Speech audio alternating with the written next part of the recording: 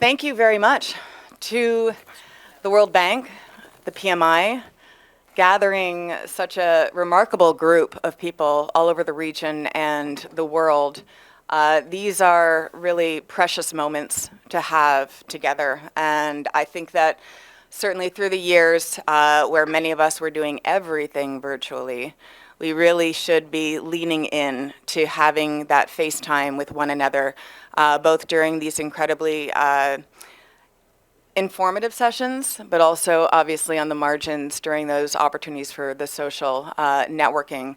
Lots of familiar faces here, but also new faces. And so having those relationships and building that trust is really everything as these markets evolve and evolve quite rapidly, but also in many different directions. So I'm Katie Sullivan, Managing Director at IETA.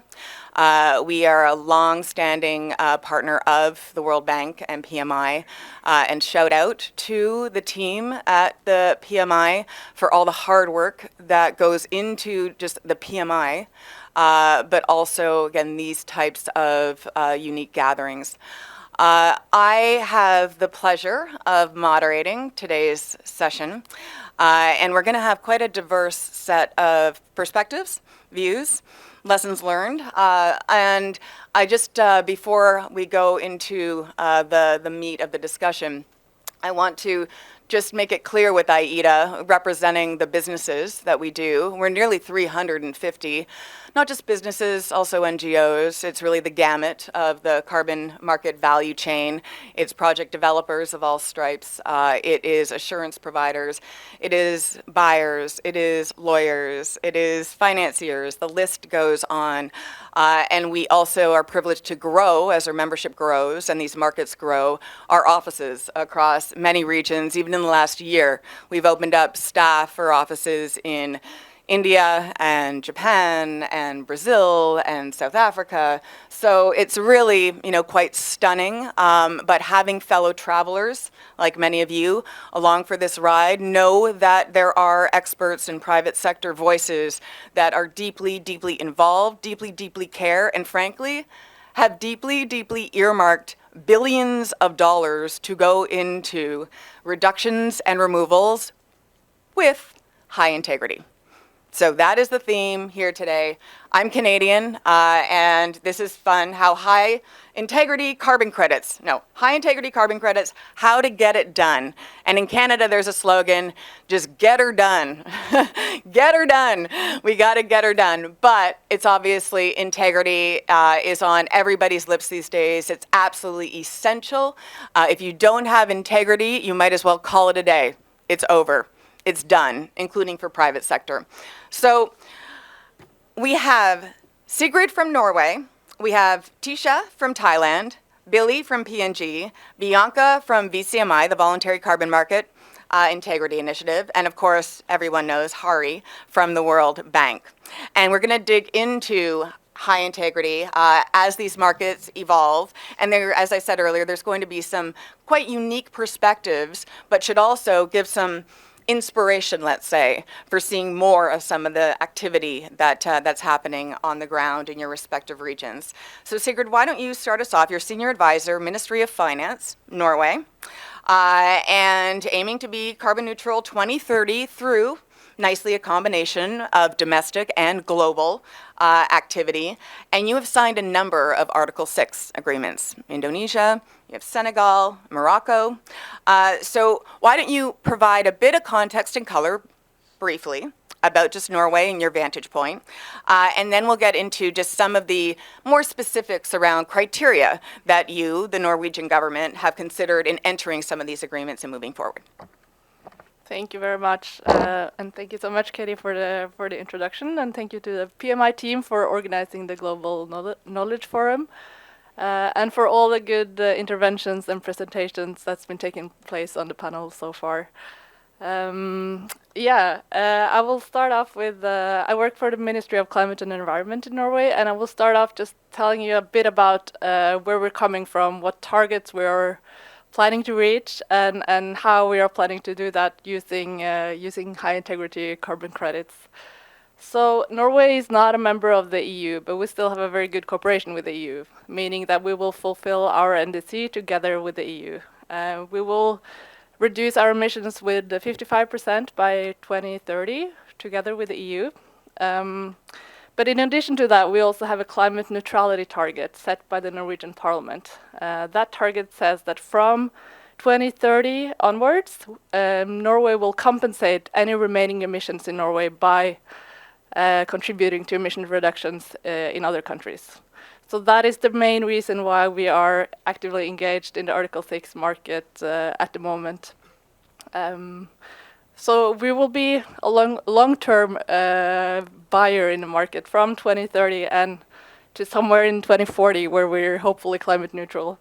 So this is, but it's important to remember that this is in addition to our NDC, and we're doing this to contribute to emission reductions globally, and also to raise our own ambition and also other countries' ambitions.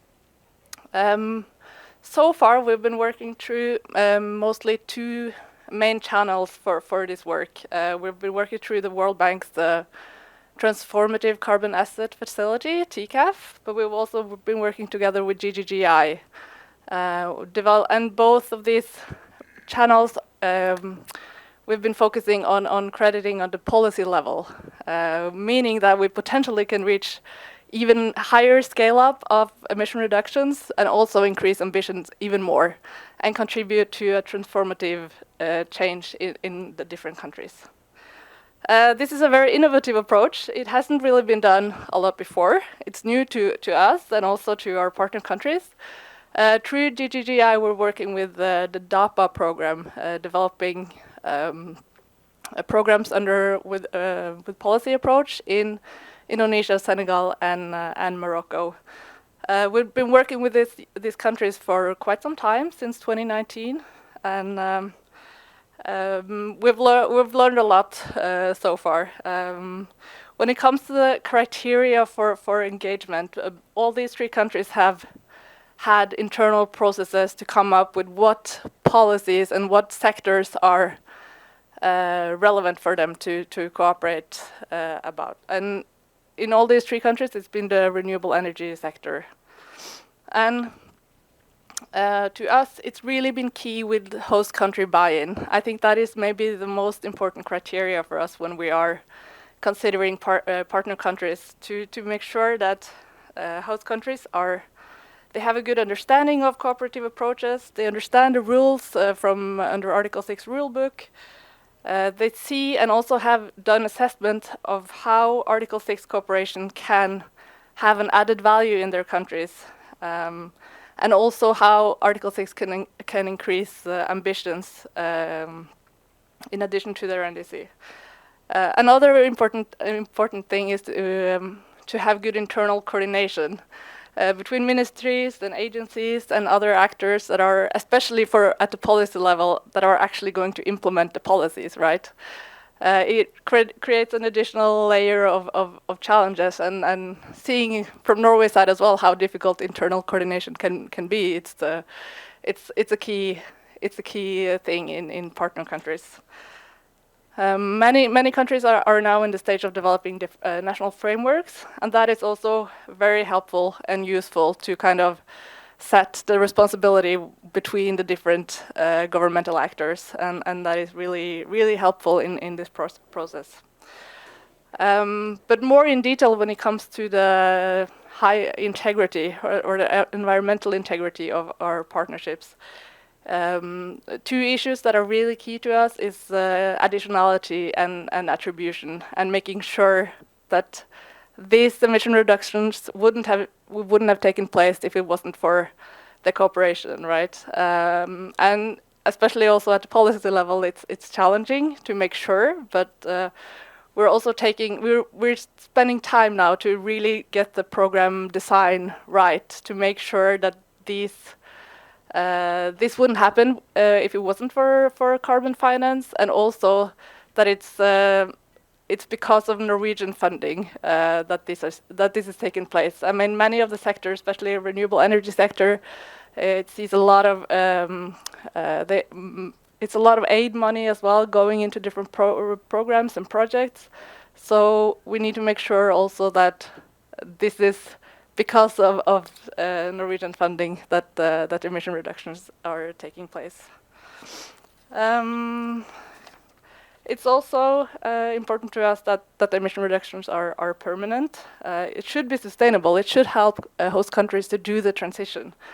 And it should also not increase after the crediting period is over. It's important for us to ensure that this is actually some long-term changes being made. Social and environmental safeguards, also very important, and the host country's willingness to transform.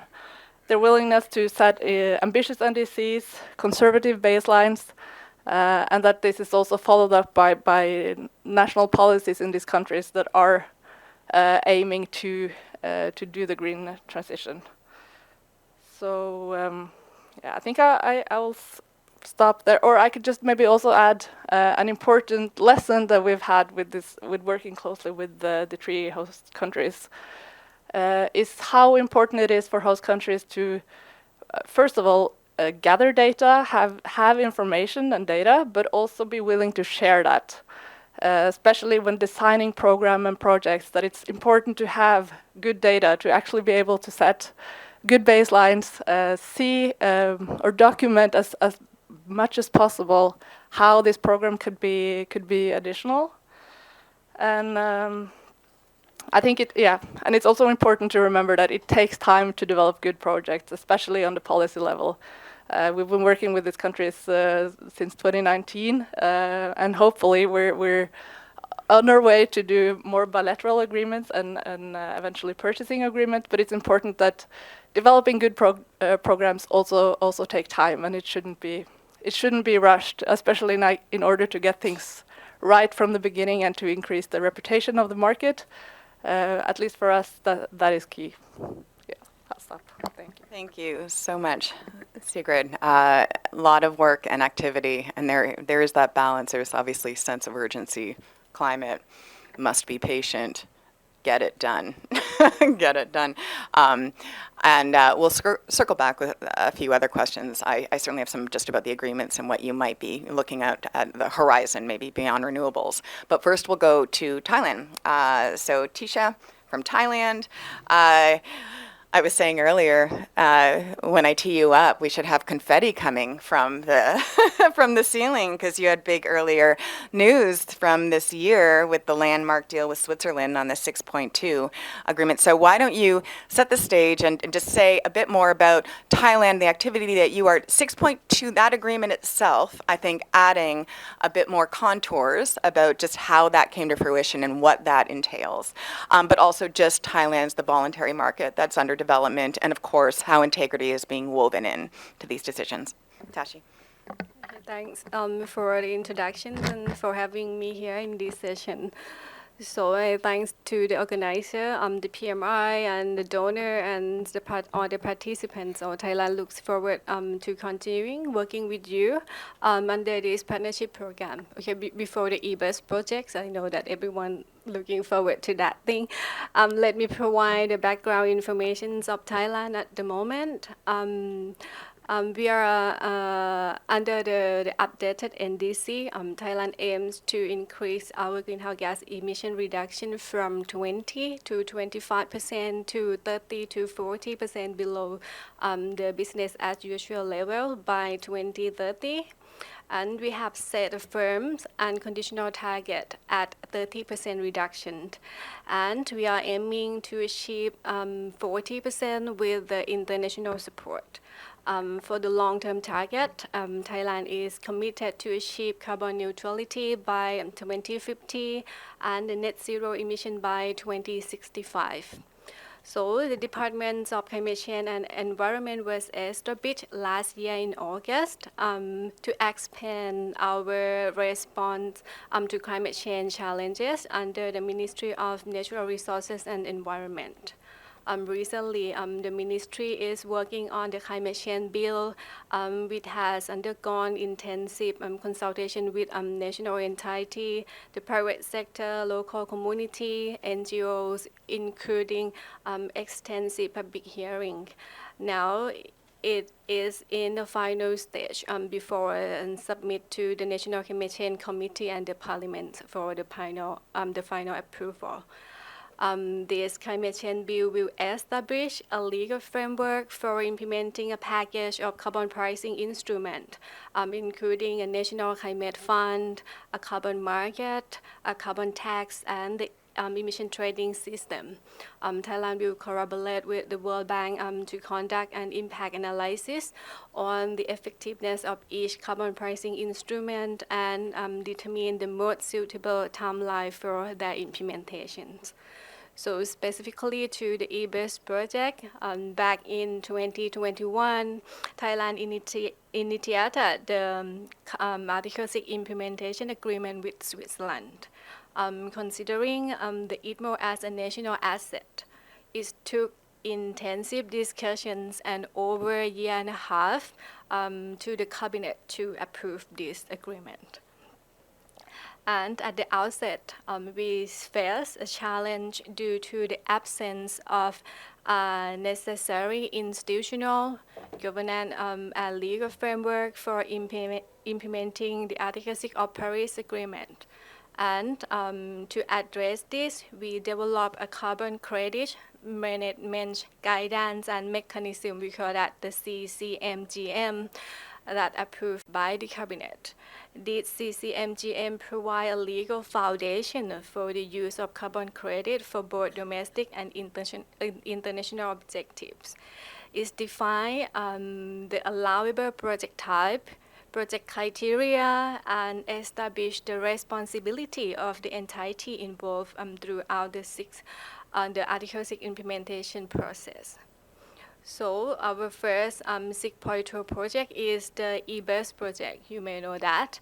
And with our dear partner Switzerland, we started develop the project document. You may know the word MENS back in August 2021, and the ITMO were authorized by the cabinet in January 2023. So the detail, we need quite a lot of detail in that authorization from the cabinet. That include the mitigation activity, the verification criteria, authorize the crediting period that eBus project covering the credit hunting period from October 2022 to September 2030. That's cover the entire of our NDC period. In that authorization mentions about the authorization plan for ITMO transfer throughout the project period. The NDC period during which ITMO are authorized for use, and it also mentions the maximum amount of ITMO authorized for transfer and use. That eBus projects allow 500,000 tons CO2, and with a clear the methodology on the corresponding adjustment. The first transfer for the eBus took place on December 2023. A total of 1,000, the amount of is more than that. It was a bit more than that. Okay, 1,900. ITMO, that purchased by the Click Foundation. This project is fully funded by the private company, and we see that project demonstrate the potential to expedite the transition from the 500 internal combustion engine buses to electric buses in Bangkok. And I think this project is not only test our newly establishment, the CCMGM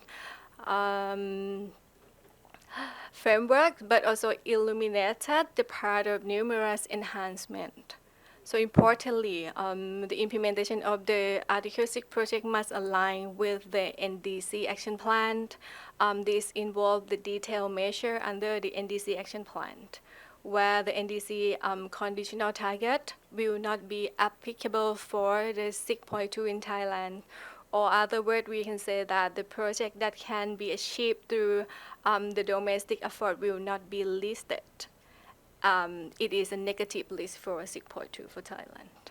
Okay, so in line with the NDC action plan, we are refining our authorization criteria to ensure that the A6 project is additional to the NDC and ensure the sustainable development alignment and ensure the environmental integrity and social integrity. So the project need to prove the financial additionality. With the debt set of each activity must align with the latest national greenhouse gas inventory. And we carefully manage the share of the ITMO and the impact of the corresponding adjustment. And support by the German government through the IKI Fund, namely the Spark program, we are enhancing our implementation readiness. This includes the ongoing study on the ITMO sharing, corresponding adjustment fee, administration fee, and optimize the project period. We are also developing an Article 6 operation manual to clarify the workflow, the project cycle, and responsible entity, ensuring a clear procedure for both project owner, government entity for the upcoming 6.2 project.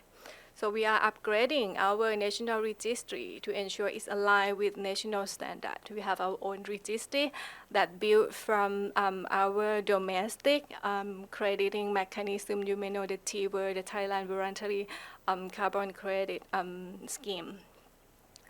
So in conclude, I can say that the effectively management the high integrity credit require a robust governance framework and a clear strategy. It's not just about the emission reduction, it's about enhancing the participation from the private sector, local community to boost our national ambition while minimizing the risk of overselling. Yeah, just let me stop here and then happy to discuss. Tisha, you're doing a lot. There's a lot there happening, and some all at once. Let's, just for clarification, this big bill that's going to make its way to Parliament, that's expected to happen over the coming months this year? Timing of that, the bill. Yes, we expect the bill to be entered into force next year. That is the hope. But frankly speaking, that Thailand in approval of the bill, sometimes it can take like more than 2 years, 3 years, or 5 years. That we have a hope that this can come soon because the climate change is an issue and the agenda for the government. Yeah. So there's a lot, again, domestically, the work and now obviously the updating, the refining of Article 6, just the criteria, the framework, the integrity-related considerations. It is phenomenal, and I do not want to give short shrift to the 1,900 tons from, so 1,900 tons in this e-bus program. What I also love and our community loves is the fact that businesses were involved on both sides of the equation, right? So CLIC Foundation money, which is business money Switzerland, paying tax, going to invest in this company in Thailand, this e-bus company.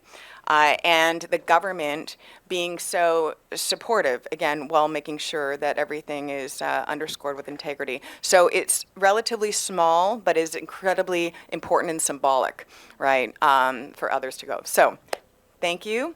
And Billy, Papua New Guinea. So you're Policy Research Officer, Climate Change and Development Authority at PNG.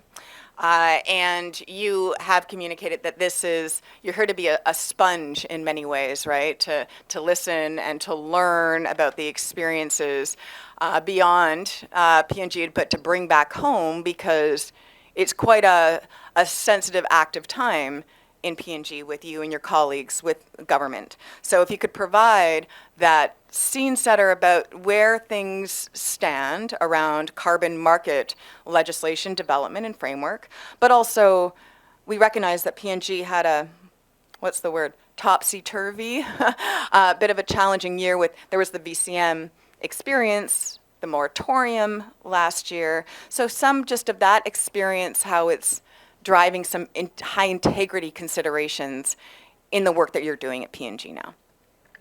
Thank you.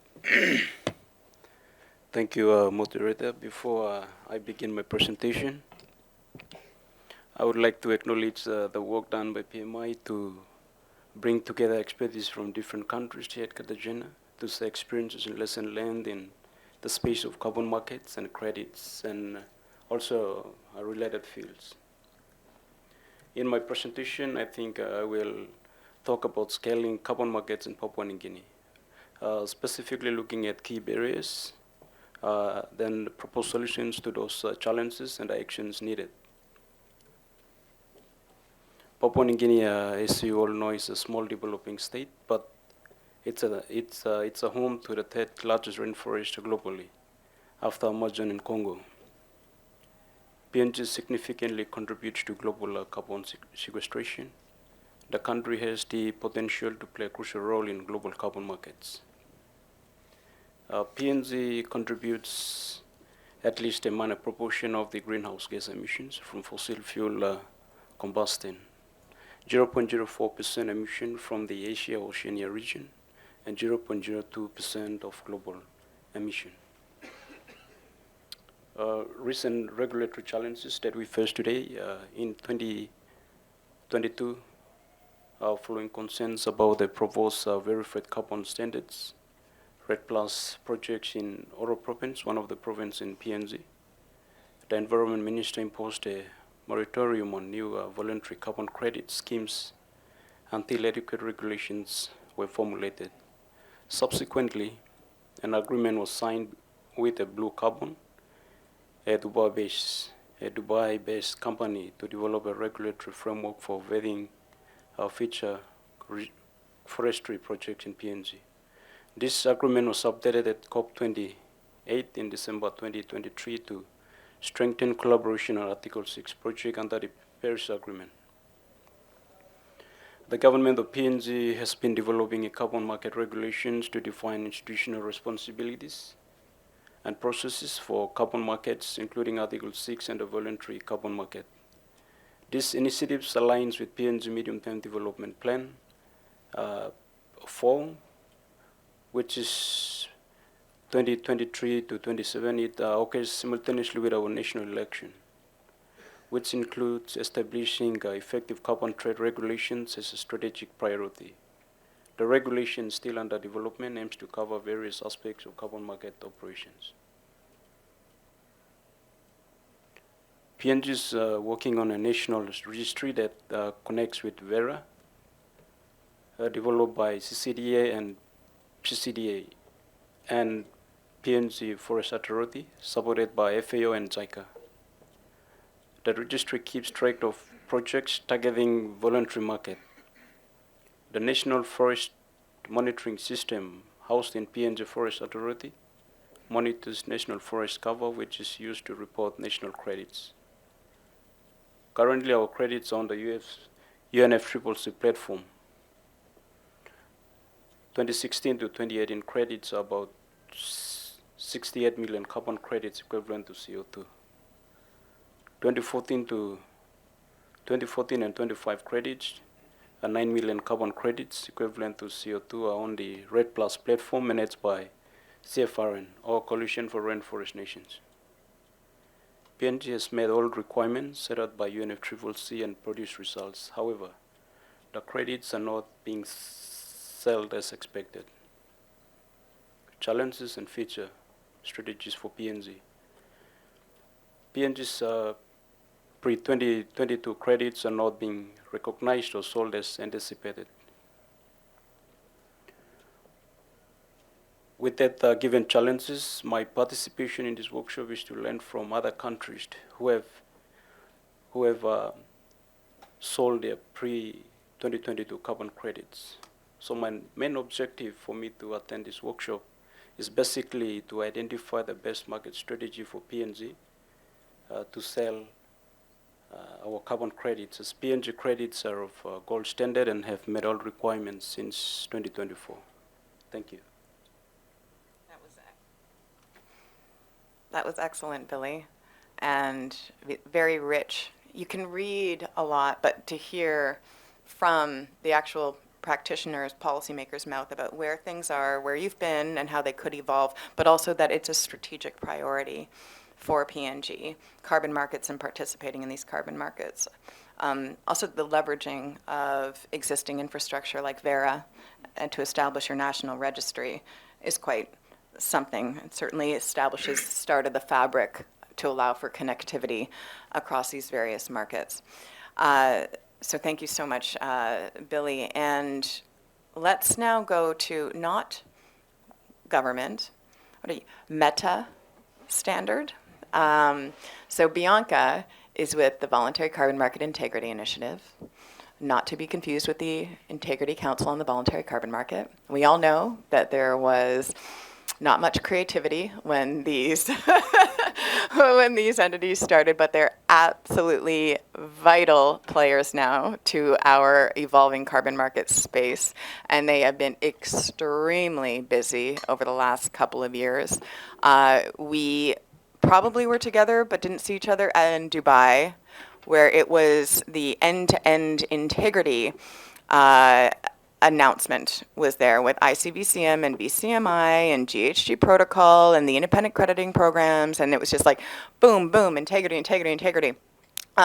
So first, we throw the names around a lot, but it would be extremely helpful for, I'm sure, many in the audience to have a status update on the VCMI, your role that it focuses on the demand side, and what you have been churning out on the claims code, right? And what I guess is coming over the next couple of months, and that critical role you play on the use of credits through that integrity lens. Bianca? Thank you very much for that introduction, and I'd like to thank the World Bank for inviting VCMI to this important discussion. It really is a pleasure being here. I used to work for government, so it's good to see a lot of the Article 6 negotiators here, but also learning from the other countries and their experiences from yesterday and today has really been really insightful. And with VCMI, as Katie has mentioned, we do work on the demand side of carbon markets in terms of a claims code of practice. And what this does, it's a universal standard that gives guidance to companies on, first of all, how they can use carbon credits for their net zero transitions. And secondly, how to make verifiable claims when they use these credits so that there's integrity and meaningful climate action. So all in all, it ensures transparency and accountability in the system with corporates. And companies do play a vital part of scaling the finance needed for climate action. So we really feel that action from the companies is more important than no action at all, and this guidance really helps the businesses towards greater climate ambition. So the claims code was developed over 18 months. It is for companies, but it was a very consultative process with not only companies, but countries and civil society organizations. So we've had a stakeholder forum, we've had a country contact group, we have an expert advisory group. So really having a very consultative process and working with the other global standards, as you've mentioned, so ICVCM, the GHG protocol, to deliver a standard that has international recognition. So bringing in this discussion of end-to-end integrity now comes in with where our work with ICVCM is crucial. So we're doing a lot of work on the demand side, credible use of credits, whereas ICVCM is doing a lot of work on supply side, high quality carbon credits. And I'm glad that they were here today, so if there's any more questions for them, they can be directed that way. But they do have these 10 core carbon principles. A lot of them focus on environmental integrity for the credits, but an important point to mention is that they also focus on sustainable development benefits and ensuring safeguards, which we heard in the previous discussion from Colombia is really, really critical to the integrity discussion. So when we look at both VCMI and ICVCM together, our standards are producing integrity guidelines on both the demand and integrity side of things. So what happens is we're seeing best practice coming out of the voluntary carbon markets, which can actually be a prototype for regulation. We definitely see VCMs contributing to a holistic carbon market framework. And there definitely is a lot of work happening on both sides for demand and supply in terms of integrity. But to really link these host country initiatives in the supply of credits and also the credible use, we definitely need scale up of activity. And this is where the roles of government comes in. And what we can see is that on the buyer side for the governments, they can do this through their regulation in terms of promoting or sending positive signals to corporates that this is a viable mechanism as they transition to net zero. And then for host countries to incorporate it in their regulatory frameworks so that they can produce these high quality credits as well. So what you have is both investor certainty on the buyer and supplier side of the system. And what I think most of the participants today probably don't know is that VCMI also works on the supply side with host countries, and that's actually particularly what I work on. And we do this through our Access Strategy program. And basically, it works on enabling host countries to benefit from high integrity VCMs, complement to Article 6 and compliance markets. And this enables them to achieve the NDCs or any climate goals that they have with climate finance that can be used towards their green growth. And one of the tools, the first ones we actually had to do this was our Access Strategy Toolkit, which provides high-level guidance to policymakers to really understand why, when, where to apply these high-integrity VCMs and to play within the whole framework. And the other work we've done building on this first toolkit is, for example, with the state of Yucatan in Mexico, where we did for them a high-level strategy, but now they want to go a step further. So they've requested that we do a best practice guide for their private sector to engage in VCMs to, of course, contribute to their climate goals as well. We are also working similarly with Peru on something similar. It's still in the works. But we've also done a policy brief with the Inter-American Institute for Cooperation on Agriculture. And what this has done is really shown the opportunities for agriculture and improving food resilience in Latin America and the Caribbean. And this is important because it's been endorsed by the agriculture ministers and is really providing a platform where they can do further work on this and also highlighting the blue carbon opportunities. So the other form of support is through technical secondments to government. So I was recently with the Kenya government. So it really depends on the need of the country. And we are working with different partnerships like the World Bank to see where we can help with bringing in the experience from the voluntary carbon market. So all in all, we definitely see high integrity on both the demand and supply side, so reducing overall mitigation, but ensuring that we have access to finance being channeled to the countries and communities that need it the most. Thank you. Thank you so much, Bianca. Again, it's quite an overwhelming amount of work that is going on. And I mean, it's a bit of like an onion, and I can say the same thing about ICVCM.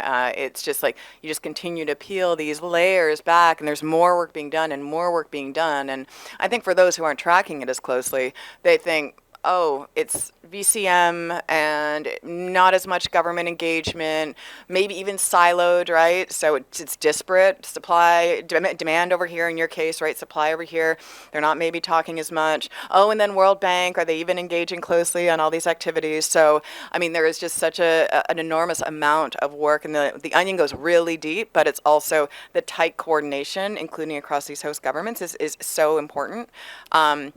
I have more questions for you, but I'll stop and let Harry, who's our last to bat right now, but then we'll do one more round and then open it to the floor. I assume there's quite a few questions from the audience.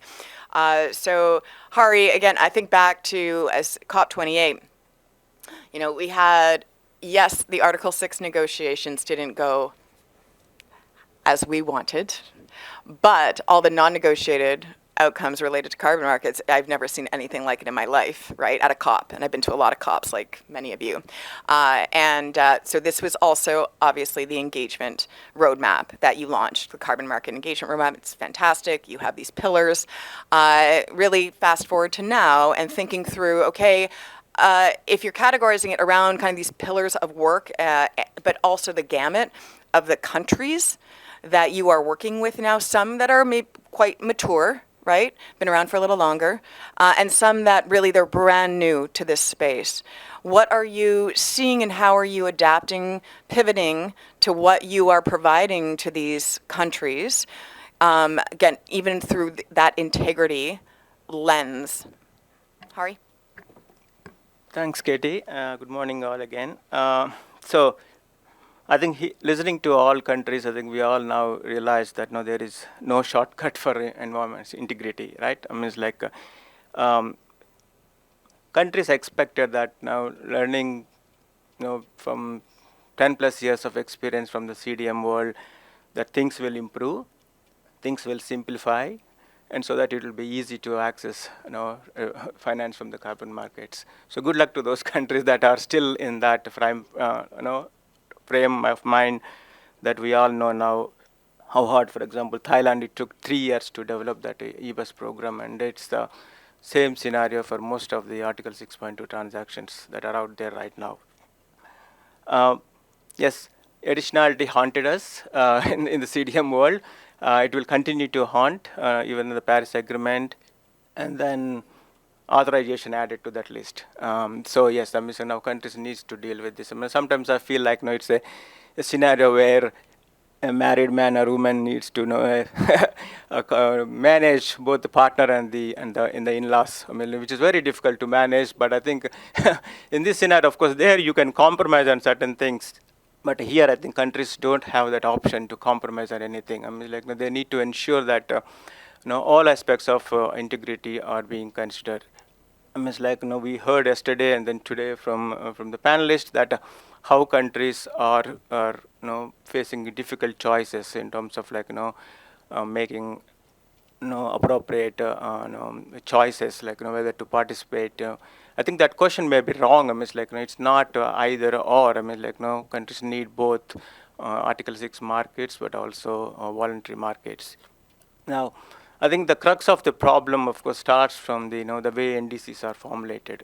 It's like because each country during the initial stages, because of whatever the reasons, it's like they all developed that suits to their circumstances and then capacities and etc. But I think now there is a clear guidance that is available to all countries. Like how do we at least harmonize many requirements, especially the way you set your baselines, the way you identify the measures that are required to meet your unconditional and conditional targets.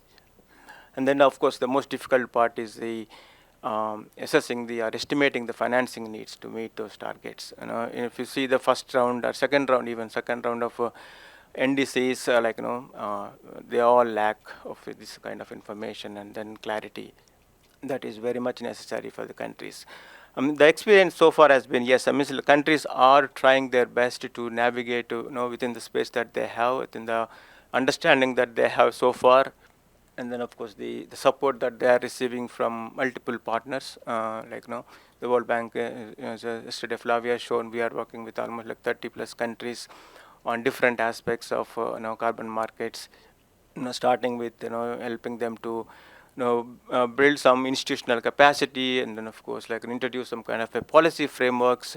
It's again, so the one lesson at least that we would like to share is that it's not important that you need to have proper or a fully established policy framework to start with. That's not the scenario. You can even start with having a simple guidelines, how do we actually wanted private sector to participate? What is the process that government wants? For example, approval of the projects, or and then at what point in time they wanted to give authorization. Yes, it makes sense for countries to issue the authorization as early as possible because of the certainty that could bring to the private sector and also buyers involved in that. But it is also understandable from the country's point of view, because it's difficult to make for them to that kind of a decision with very little information that is available during the initial stages. So then, of course, countries are looking into, okay, we will approve the project, but you need to come back to us again, over a period of time, or during the after the validation or for the registration, so that we will know better, whether this project is meeting all the requirements, and including the sustainable development. And then the community, of course, aspects that we have all seen, how many countries in Africa has approached last year, how do we ensure that these revenues will benefit the communities. Of course, starting point is policy frameworks. I mean, Ghana is one example, I think we all know, which is one of the most comprehensive policy framework that exists. And then since then, many countries followed, of course, with varying degree and levels. One of the frustrations, I would say, at least the private sector also thinks, is the bureaucracy, of course, which is again, because is it really the cabinet that needs to make a decision on authorization? I mean, is that that level of approval it need to go? I mean, given the uncertainties with that kind of a process, can the DNA, make that kind of a decisions with a clear, instructions from the, of course, at the top level? Of course, there are many countries that established interministerial committees, so climate change committees, and etc. But they are not well empowered, basically, to make those kind of decisions. Of course, one, because it's a new topic and they need a lot of hand-holding and capacity building. So how do we actually help that process to simplify, so that these authorizations will happen? I mean, yes, it is easy for us to tell. I mean, countries have only two choices to make, whether to authorize or not to authorize. I mean, okay, you identify a positive list, and then as Colombia, we heard, okay, just to see which are the high cost, high effort measures that are part of the, again, conditional part of the NDC, and then say, okay, we will do the authorization for that one. So that kind of a clarity, yes, of course, I think many countries are now looking into, and then, of course, publishing them in their either the policy framework or separately as a kind of a directive, or as part of the decrees and etc. So that's one, of course, the positive development that's at least we've seen. And then how much actually countries wants to have a say on what these credits will be used for. Of course, it's very clear in case of Article 6.2, where is they are meant for either for the NDC purposes or for other international mitigation purposes. That's the term, including the CORSIA. But again, what the other means, some people think it might be also voluntary carbon markets. So that means, yeah. But we all know authorization requirements for voluntary markets is of course is up to the buyers, and independent standards that also driving that kind of a process. But of course, countries have a choice to make that thing. It all depends also on the pricing that they get for the credits. I mean, whether, I think this morning also talked about the opportunity cost to meet their NDC. I mean, whether the price that you get from these credits or satisfy or covers. Ghana has taken, of course, putting corresponding adjustment levy, though they meant to use that mostly for the administrative purpose. Though nobody has a very clear idea about what it entails, for example, to do the corresponding adjustments when it is a time for them to do, say, in the future in 2030. Because inventories are not up to date, and then of course accounting is a big issue, getting a quality data and etc. So how do we actually help countries on this one? Because methodological approaches for inventory versus what we do under Article 6 or voluntary markets are completely different. So how do we actually harmonize? How do we align? It's a big thing. It's a technical issue, but also, of course, a political issue in a way, and it requires a lot of efforts. I mean, we need to see, I mean, how the countries will do these corresponding adjustments in 2030, and whether we can help countries on that one is one big thing. And then, of course, harmonization, MRV, I think that's something that we also witnessed, especially in the regional blocks, where there is an opportunity for them to to see some potential for regional trading in the future, not necessarily immediately, but I think how do we actually build each other's strength and then facilitate some kind of cooperation is what actually something that we noticed.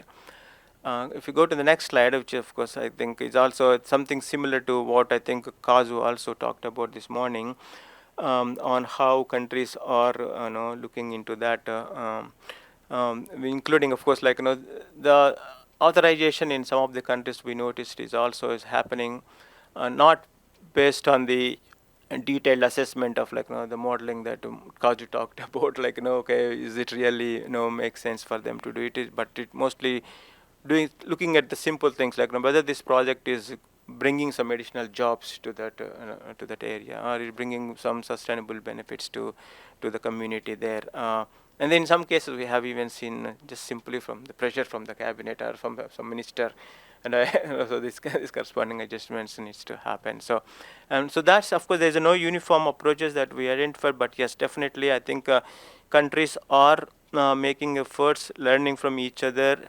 building on the capacity that different partners are providing, but there's a lot more needs to happen.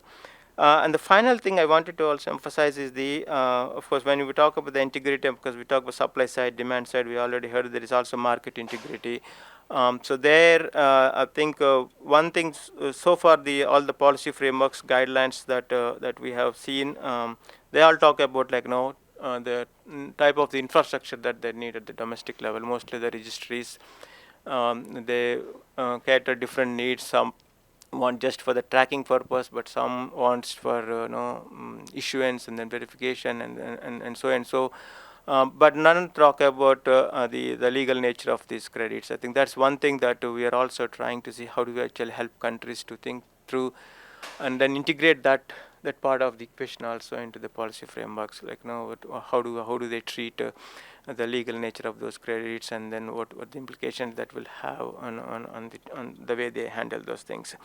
So yeah, so the PMI the support in all these countries. So we are looking into holistically on all three sides of this puzzle, supply side, demand side, market integrity, and then working with other partners, including of course VCMI and then ICVCM to see how, for example, how CCPs could also be part of the government's decision making, and then how VCMI's guidance on the access strategy program, and could also be part of the overall country guidance that the bank has also developed already. So how do we actually strengthen those things so that we can help countries to move forward? I'll stop here. Thanks, Shakti. Hari, we need to create a chat GPT. Hari. Oh, PMI GPT, right? The wealth of knowledge and information, what you have seen, right? What you continue to see. This is a nice little snapshot, obviously not comprehensive, but how you can structure these insights and where there's commonality and divergences. Some that matter, right, and are challenging. Some that actually, it's fine to have that divergence. You'll still get to the end game around proper markets, right, with integrity and ideally international cooperation. But thank you, Hari. I do have more of a bit of a lightning round, but I want to open it to the floor, the audience first. And there has been a lot, again, of information that's shared, including updates from Norway and Thailand, PNG, VCMI, and of course, the World Bank. Do we have any questions from the audience? We'll start here. Do we have a microphone? Yeah. So thank you very much to all of you. Super interesting. One question that could be, I think, answered by all. From your perspective, what are the best practice emerging in terms of sharing of the mitigation benefits between the seller and the buyer of ITMOS? And maybe a question for Bianca more specifically. What do you recommend to mitigate the risk of offset that could displace mitigation actions? So do you recommend from the company that purchase the offset to limit the purchase to a certain level of emission, being a share of its emission or something? And how would you see that evolving through times? Many thanks. I think if it's okay, we'll go Sigrid first with the benefit sharing. I'm not really sure if I understood the question. Can you repeat it? Sorry. So if a project is developed based on 6.2, imagine that the project generates 1 million of CO2 equivalent, do you recommend that a part of those reductions stay in the balance sheet of the country, or of the host country, or do you recommend that everything is transferred? And is there some best practice emerging? Because if we want the project to contribute to the NDC of the host country, obviously you cannot transfer everything. Yeah. Thank you so much for clarifying. I mean, I guess there are, from our perspective, it's no best practices so far because we haven't really signed that many agreements so far. But from that said, we're working at the policy level, so hopefully the impact and the emission reductions will be quite substantial. Of course, the sharing between buyer and seller is of course up to negotiations, but in our thinking, these kind of projects are so substantial and transformative, so it will actually contribute to quite a lot of mitigation outcomes that will be able to stay in the host country. So for example, I mean, we have signed through TCAF, through the World Bank program, we have signed one contract so far with Uzbekistan, reform of fossil subsidies, together with other both climate financiers but also carbon financiers, and it's I don't remember what I had, but I think it will contribute to no, I don't remember, but quite a lot of emission reductions, and just a small share of that will be potentially bought by buyers. But that is also like, it's a hybrid fund, both doing results-based climate finance but also carbon finance. So yeah, but that's the only experience we have so far. Thanks. Anybody else on benefit sharing? Yeah. Okay, regarding Thailand, we are working on to put the scenario on the carbon sharing scenario there, but it's very hard for us to get through that. In the case of like Switzerland, we allow 500,000 tons of CO2 to transfer, and then in the case that the project can create more than that, we will keep that additionality to our NDC. And in the case of the partner that we are currently working with, for example, like the Japanese colleagues, we have a different agreement that the Japanese will do the investment. Then the result bed of carbon credit will be need to deal in a different way with Switzerland. We are trying to figure out on how we should deal with this kind of sharing.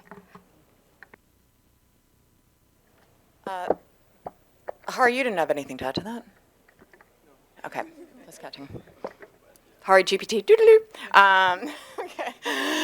So, Bianca, well, one thing you didn't briefly talk about the different, like, the badges, right? The platinum mitigation hierarchy. So I think that's what Sebastian's getting to. So that would be a good, quick explanation. Yes. I will try to do it justice, even though I'm not from the technical team. But basically, when a company is working towards this, so first and foremost, they need to do their inventory based on the GHG protocol, and then they also need to set science-based targets, and they need to demonstrate that they're actually working towards these science-based targets. So they need to quantify their inventory and see how many emission reductions they can achieve as much as possible. But we know there's usually residual emissions that are really, really difficult to abate. So first, reduce as much as possible, and then for the residual emissions, that is what now you can use an equivalent amount of carbon credits in addition to, not instead. So with for us, it's really important to differentiate that this is in addition to your decarbonization of efforts. So that means it doesn't count towards those emission reductions, but it contributes to mitigation beyond your value chain. Well said. Alexi, and let's see, and then we have Juan David, and then we have Andrea, and then we have Kay. Okay, so, excellent. Alexi first. Thank you, Katie. So very much in line with the previous panel, if we talk about high integrity, I assume we're including just transition. Do you have an opinion or do you have a plan when it comes to price formulation so that the actual price of the mitigation can ensure that it is reinvested into just transition? Thank you. Who wants to take that ball thrown by Alexi? Yeah, I think that's a very interesting dimension to the ongoing, at least the thinking within the countries on the pricing strategies. Of course, we will talk more in the afternoon. Because the way at least countries are looking right now is pricing mostly from the point of view of if they can meet their NDCs in the future or not, right? I mean, that's only looking into, of course, in that that means like if one, of course, opportunity cost to meet their NDC, that means like in the future, because if they're transferring right now and then they need to do the high cost mitigation in the future, and then if that costs $30, so can I get that $30 at the moment so that I reinvest that money there, or if I get that $30 now, and then can I find an opportunities elsewhere in the economy at the moment and that are cheaper, but also helps me to decarbonize the economy as a whole. I mean, they're not putting a name as just transition, but I think, yeah, definition of that is a very broad, and then it's of course, we need to see how to bring and whether that will incentivize more buyers, saying that now on top of the contribution claims and then of course 6.4 MCUs and etc. But bringing the just transition angle also into the the incentive structures of buyers and sellers is an interesting thing that we need to look into. So, but thanks for raising that point. Maybe we need to see how actually countries look that particular aspect and to bring that one. But we talk about that one mostly in the context of like carbon pricing instruments and etc. So where how the revenues that you generate will be used for communities and that are impacted by that thing. But from the carbon markets point of view, but it's an area that should be explored further in my personal view. Thanks. Alexi. Yeah, sorry, I'd like to refine. So we've seen, for instance, in the voluntary market, carbon credit going for, let's say, $5, and yet, people are asking for high integrity and, impact, and it's very limited because you can only do so much with $5. That's an example. And we're seeing also some countries which are coming into the market for ITMO, and, the price we hear is 30 and maybe 50 or maybe 100. And I was wondering, is there a mechanism where we can build price on fact? So what do we need to actually create a medication that has integrity and that has a just transition budget? Or are we going to keep on working on sentiment, which is basically price that are being indicative but without being structured from the bottom up? I can start off with that. So from Norway side, working with policy crediting in the renewable energy sector, we've spent quite a lot of time doing thorough analysis of the sector as a whole. So the programs are trying to achieve more private investments in the energy sector or renewable energy sector, and it's been done quite a lot of analysis on like why isn't this happening today? If we are, for example, to provide carbon finance as a subsidy to private investors, how much is needed to make an investment like that viable? So we're trying our best to kind of find a real price for implementation. And of course, I mean, it's always up to negotiation, but it helps at least to say something about how. What money is actually needed for this to happen, and that is also strengthening our additionality argument at home. So yeah. Do you do the in-house analytics, like the pricing analytics, and no, you You just you Yeah. have to name names. But No, yes, no, yes. no. We're working through GGGI, and they're using consultants from in a national context. For example, in Senegal, it was like a national consultancies to that did these things. And I talked earlier about the importance of sharing data and sharing information, and that the government and power company Senelec, for example, in Senegal, actually has shared information on prices and stuff like that. Also has been really valuable to say something about the actual cost of information. And tough. Yeah. I mean, that's not easy for Yeah. them to feel comfortable to share data like that. Okay, and that there's going to be a really juicy discussion with the private sector players this afternoon. So we had Juan David. Yep. Thank you, Katie, and thank you all for the panelists. So my name is Juan Duran from EcoRegistry. Here. Thank you all. My name is Juan Duran from EcoRegistry. I have a quick question just to Jonshita about the Thailand Voluntary Emissions Reductions Program. Like, how does it articulate with the NDCs and with the regulatory or what your expectations are in the country? That's one question, and just one general questions to all of you. Like, from your experience, what have you recognized, like, your expectations, for example, to enhance integrity, about the information that has been shown from projects, for example, in the platforms that display all the documents and evidence from the projects? What would your expectations be? Thank you.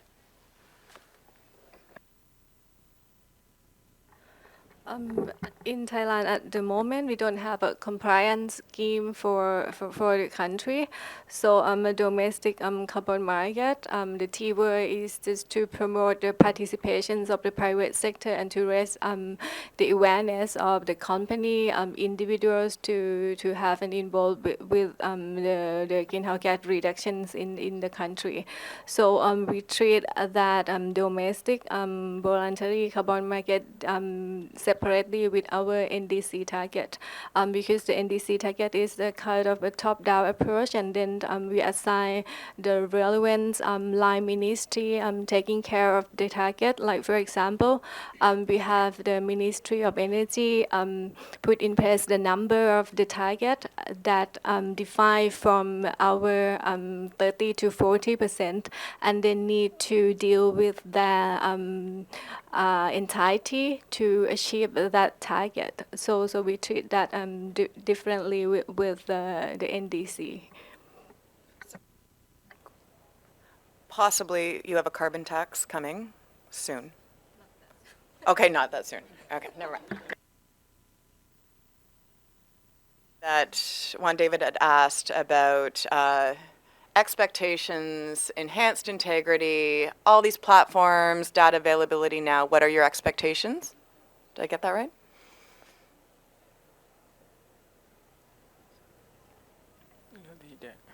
I mean, yeah.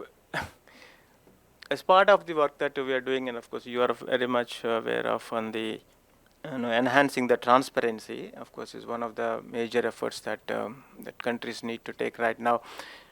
I think the good news is that at least countries know what the information that they need to collect. I mean, like, be it is Article 4, Article 6, Article 9, 13, and everything. We know what's the data, but the challenge is like, how do we ensure that they get the quality of information, and also, of course, who is responsible for collecting that information. I mean, that's one of the biggest challenges that at least we face.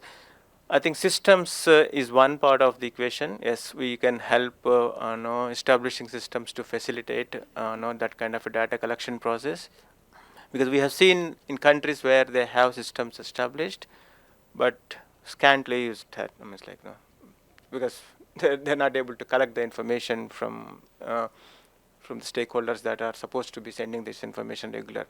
One way, of course, to incentivize is having some kind of a regulation, which, of course, at least we haven't seen in the context of the carbon markets. I think most probably this policy frameworks operationalization could hopefully help actually to get such kind of information. We need to see how that translates into increasing the data quality, and also, of course, eventually helpful for the transparency.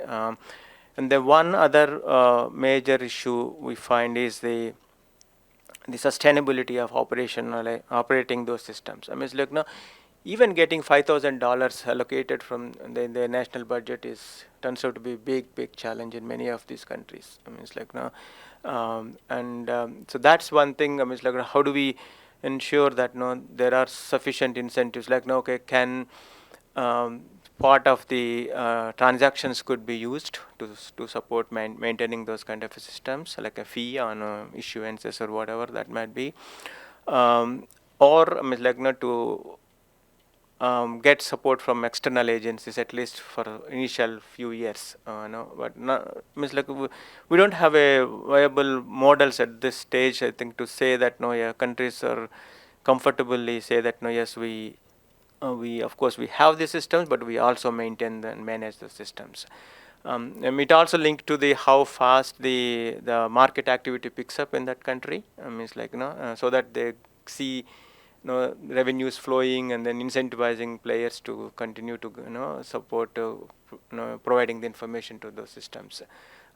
It is a work in progress, but yes, I think many countries are working on this one, and then of course bank is one of the players that is helping many of these countries, and similarly others. Yeah. Andre. Hi. Thanks, Katie. Thanks to all the panelists. I have a question from Sigrid. First of all, thanks for the very clear presentation. It's the first time I got the full picture about Norway's engagement in Article 6. I know about the bilateral agreements. I know about your collaboration with JGGI. But it's the first time I fully appreciate the scale and the ambition of what Norway is doing. And I think the country should be less shy and promote more what you're doing, at least internationally. I don't think there's sufficient level of awareness. But my question is about what you said about your purchases not counting towards your NDC. And it's the same approach that your neighbors in Sweden are taking. But does that mean then that we will have potentially a large amount of ITMOs that are being verified that will remain unaccounted because they removed from the ledger of the host country and they're not counted by the buyers? So my question is that correct? And why are you doing it? Why are you not using it towards your NDC, or why are you not just leaving it to the host country so that you can support them in meeting the NDC? Thanks. Thank you for a very good question. So where to start? The reason why we're doing it and why we do want to purchase with corresponding adjustment is to help build the market, because we truly see the potential of building a market under Article 6, and Norway was also a very active buyer under the Kyoto period. So we have experience with markets, and we want to contribute. That said, it's not fully decided yet whether we want to use ITMOs, for example, to overachieve our NDC. But our main, the main reason why we're doing it is, of course, towards our climate neutrality target, and then it will be authorized towards the OIMP, for example. So, but it's also possible that our politicians want to eventually overfulfill the target, or just cancel the ITMOs. But eventually we're doing this to increase ambition and for the good of the atmosphere. So yeah. Well, and you'll need it later on. But yeah, don't be so shy and modest, okay? Please, Norway, you need to talk about it more often. And it is something we're going to do in the lightning round, so I'm going to ask now. But obviously, Baku's around the corner. We have Bellum, big one, updated NDCs. So Norway, you in the throes, I assume, of exploring an updated NDC. And do you have any indication right now about just the role of carbon markets in that process? Yeah. Carbon markets in general is key towards our NDC. Very many of our companies are participating in the EU ETS, which is crucial for us to achieve our NDC. So carbon markets and of course carbon price, it's super important to us. When it comes to Article 6, as previously mentioned, it's the climate neutrality target that is the most important thing to us at the moment, and the reason why we're buying. It's also quite difficult. speaking like in a more general perspective, I think it's difficult for countries now to rely a lot on Article 6 ITMOs when updating their NDC, because so far it's not that much to buy in the market. So I think, I'm curious to see how countries' NDC will look like. But for us, it's of course carbon markets is key. But for our NDC, it's we still want to do as much as we can at home. Watch this space, essentially. Like 90% of other countries. I did give you a heads up. I was going to ask you that question. There was, okay. Yeah, okay. Let's go. Kazoo first, and then we'll go here. Go. Yeah, thank you very much. And I really enjoyed the discussion on the high integrity carbon market. And particularly, I'm just with experience of involved in the G7 principle of high integrity carbon market, where I was in the Ministry of Environment and really kind of developed the drafting and talking together. So from that experience, let me just to share one thing that was really kind of enlightening me, kind of a shift towards net zero and 1.5 degree target through the use of the carbon market. So it's not just achieving your NDC only, or just doing this. We are really having the net zero target and 1.5 degree from the NDC, from CORSIA, from company itself. So I think we have all the same goal, and then how this market could be used. So the one thing is you follow Article 6 rules if you are achieving NDC. And if also you're using CORSIA, and for the company, you can also follow some guidelines such as ICVCM or VCMI in order to ensure that you are contributing towards net zero target. So that, to me, is a really important part of this high integrity part. So for this, actually, another kind of a next step from my point of view is how we can talk to each other. So if we see the Article 6 rules, CORSIA eligibility criteria, ICVCM, VCMI, they have some common elements, such as additionality, real, verify, sustainable development, net, the social safeguard, everything in there. So I think it's really important to really come up with. We need to also make it this kind of a market. It is to be integral, but also the simple. But to make it simple, I think we really need to work together. So in this same context, I really wanted to first ask maybe VCMI how you are really kind of working with GHG protocol, or even the government side to come up with more the aligned. We of course all respect more kind of a different initiative come different way, but same time we need to put together alignment in a way to make this high integrity to be more practically implemented or simple to be understood. So I just wanted to hear maybe Bianca, if you can share some of your insights in terms of how you are kind of talking to each other with different initiatives like GHG protocols, and some companies are already applying GHG protocol, and then how you also kind of argue that you need to use also VCMI code of practice. So yeah, thank you. Thank you, Kazu, for the question. So in the whole process of developing the claims code, we've interacted with the different standards. So with the GHG protocol, they're really critical in terms of how companies go about their carbon accounting, and how they determine their GHG inventories. So in that regard, during the process of development, VCMI has a country contact group. And in this country contact group, we have governments, over 50 governments coming together. So whether it's from the buyer countries, seller countries, it's a good mix. And what this country group is for is to present what VCMI is working on to really get their constructive feedback and thoughts on how this can actually work. Now, recognizing, of course, with governments, you have a lot of negotiations and positions that you need to take.